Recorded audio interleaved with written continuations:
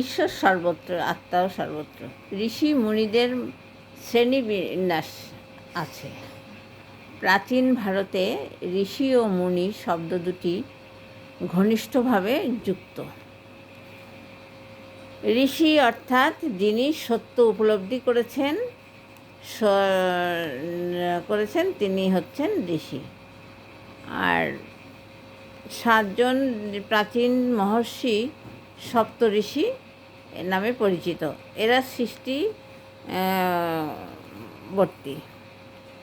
সৃষ্টি করেছেন, সৃষ্টিকর্তা। ব্রহ্মার মানসপুত্র এই 7 ঋষি, চিন্তাজাত সন্তান বলে বর্ণিত। ঋষিদের নাম বলছি 7 জন ঋষি: ভৃগু, অত্রি, অঙ্গিরা, বশিষ্ঠ, পুলস্ত, পুলহ, ক্রুত। কখনো কখনো এই নামগুলো সপ্তঋষি হিসাবে উল্লেখ করা হয়।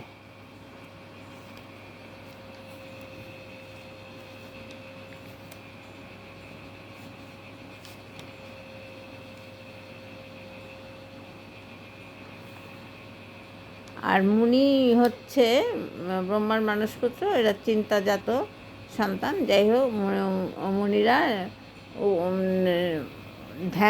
ধ্যান যোগে যা জানতে পেরেছে তারা হচ্ছে মুনি। আর ঋষি হচ্ছেন যে সত্য উপলব্ধি করেছেন।